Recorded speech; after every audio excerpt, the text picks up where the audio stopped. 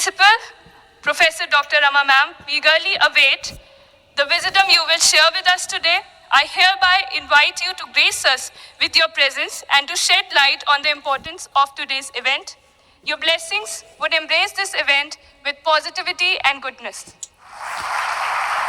आप सभी को नमस्ते। आप लोग सचमुच आज बहुत सौभाग्यशाली हैं कि डॉक्टर विकास दिव्य कीर्ति ने इतने बिजी शेड्यूल में से अपना टाइम निकाला। डॉक्टर विकास हंसराज कॉलेज में हम हमेशा आपका वेलकम करते हैं, हार्दिक अभिनंदन करते हैं, क्योंकि आप हमें इस परिवार के सदस्य लगते हैं।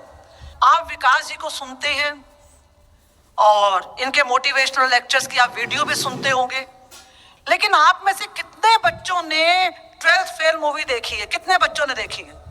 देखिए, आपकी भूमिका देखकर और फिर मैंने डॉक्टर विकास से कहा, बल्कि आज आप सारे स्टूडेंट से कह रहे हैं, उसमें हमने इनकी भूमिका देखी। अब हम उस दिन का इंतजार कर रहे हैं जब आप में से कोई विद्यार्थी आगे आए और डॉक्टर विकास दिव्य कीर्ति पर एक मूवी बनाए। वो बहुत जल्दी बनेगी। तो इसी आशा और विश्वास के साथ डॉक्टर विकास, आपका हंसराज कॉलेज में बहुत बहुत अभिनंदन। ईश्वर आपको इसी तरह से हमेशा उत्साह दे, आपको ऊर्जा दे और आप हंसराज कॉलेज में इसी तरह से आते रहें। बहुत बहुत धन्यवाद। नमस्ते। आपने विकास सर को कई बार यूपीएससी पे चर्चा करते देखा होगा, सुना होगा, किंतु आज का विषय थोड़ा अलग है। हमें अपने पिछले कल को भूलकर एक बेहतर भविष्य की ओर आगे बढ़ना चाहिए। मैं विकास सर को इस मंच पर आमंत्रित करना चाहूंगी कि वो इस कथित विषय पर अपने विचार प्रदर्शित करें और हमारा मार्गदर्शन करें।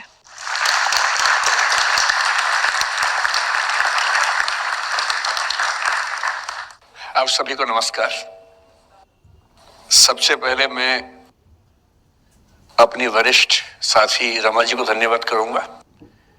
जब मैं विद्यार्थी था तो इस कॉलेज में अक्सर आता था, तब वो यहाँ नई प्राध्यापिका बनी थी। मैं डिबेटिंग कंपटीशन के लिए आता था, वो जज होती थी। इनसे प्राइज देना बहुत मुश्किल था, लेकिन हमने हार मानी नहीं और एक आध बार प्राइज जीत भी लिया उनके हाथों से। अब वो हमारी वरिष्ठ साथी हैं। करीब 30 साल से हम लोग परिचित हैं। मतलब मैं तो परिचित हूँ, वो तो ध्यान नहीं रखती होंगी, लेकिन मैं तो शुरू से ध्यान रखता हूँ। दूसरा शुक्रिया इस उड़ान सोसाइटी का। मैं जब पिछली बार आया था, समय की थोड़ी सी कमी रहती है, तो जब मुझे पता लगा कि हंसराज कॉलेज से 2 सोसाइटीज एक साथ अप्रोच कर रही है, तो मैंने दोनों बच्चों को एक साथ बुलाया एक बार अपने पास। पलक भी थी उसमें, और मैंने दोनों से निवेदन किया कि भाई एक ही बार कर लो, एक ही प्रोग्राम के पीछे दोनों बैनर लगा देना, मैं एक बार आके दोनों काम कर लूंगा। पर इन दोनों में वहां पर ठीक ठाक जोर आजमाइश हुई और अंत में तय हुआ कि 2 ही बार आना होगा। तो पिछली बार तो मैं करीब 6 महीने पहले आया था। निष्ठा सोसाइटी का गवर्नेंस पे एक सेमिनार था शायद। इनको हम सोच रहे थे कि टाल मटोल करके मैनेज कर लेंगे। हमने काफी कोशिश की, हमारी टीम ने काफी बहाने लगाए कि सर बिजी हैं, भारत के बाहर हैं, दुनिया के बाहर है। खूब हमने कहा। हमें लगा कि अंत में हार के गिव अप कर देंगी या लेट गो कर देंगी, कुछ तो करेंगी, पर ये नहीं मानी। इन्होंने मुझे मैसेज किए, कभी कभी लगभग हार्श होती हुई लैंग्वेज में मैसेज किया कि सर आपने वायदा किया था, कैसे पीछे हट सकते हैं। तो फिर ये हुआ कि ठीक है, आना तो है ही। अंततः आज का दिन तय हुआ। फिर टॉपिक्स की बात हुई तो इनका निवेदन था कि बस मोटिवेशन पे कुछ भी बोल दीजिए आप। तो मैंने कहा भाई मैं मोटिवेशनल स्पीकर नहीं हूं, मुझे वो सब नहीं आता है, आप मुझे वो टॉपिक देंगे तो शायद मैं बात कर पाऊंगा। तो फिर इन्होंने कुछ टॉपिक्स भेजे 4-5 कि आप इनमें से कोई भी एक चुन लीजिए। मुझे उनमें से जो सबसे ठीक लगा आप लोगों की उम्र को देखते हुए, वो था the art of letting go. Right, the art of letting गो।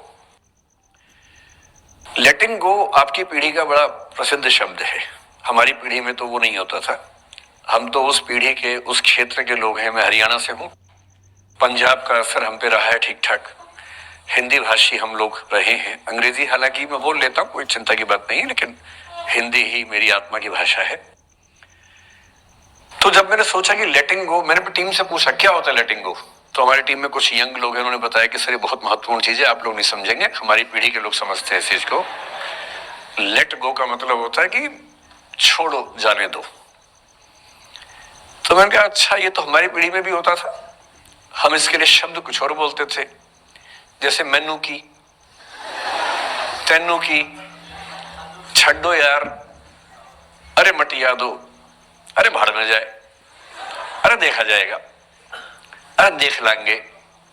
तो हिंदी हो, पंजाबी हो, हरियाणवी हो, बिहार में अरे मटिया दो, तो वहां मटिया दो बोल देते हैं। इसलिए अंग्रेजी भाषा में एक मुहावरा आ जाने से ऐसा थोड़ा है कि भारत के लोग उसके बिना काम चला रहे थे, यहां भी काम चल ही रहा था लंबे समय से। तो फिर मैंने कहा ये टॉपिक ठीक है, और जिस उम्र के बच्चों को एड्रेस करना है, उस उम्र के बच्चे अक्सर इमोशनल टर्मोइल में रहते होंगे। यही उम्र है जब दिल लगता है, टूटता है, और करियर बनेगा नहीं बनेगा, फेलियर्स मिलते हैं। तो जिस उम्र में इमोशन सबसे ज्यादा उठापटक करते हैं, उछल कूद मचाते हैं, एंग्जाइटी, डिप्रेशन, ये सब होता है, उस उम्र के बच्चों से बात करने के लिए सबसे मौजूद टॉपिक मुझे यही लगा, सबसे अच्छा टॉपिक यही लगा कि हम इसी पर बात करते हैं। मैं पहले डिस्क्लेमर्स लगा दूं, मैं मनोविज्ञान का अध्यापक नहीं हूं, मैंने साइकोलॉजी में ना एमए किया है, ना एमफिल, ना पीएचडी किया है, ना मैं मोटिवेशनल चीजें करने का कोई सर्टिफाइड अध्यापक हूं। मैं तो अपने जीवन के अनुभवों से, साहित्य से, दर्शन से, कानून से, पढ़ते पढ़ते जो मैंने सीखा, और बाकी उस सबसे ज्यादा सीखा 50 साल के जीवन में, जिसमें से 25 साल का जीवन अध्यापन में और अपना उद्यम करने में खर्च हुआ, अनुभवों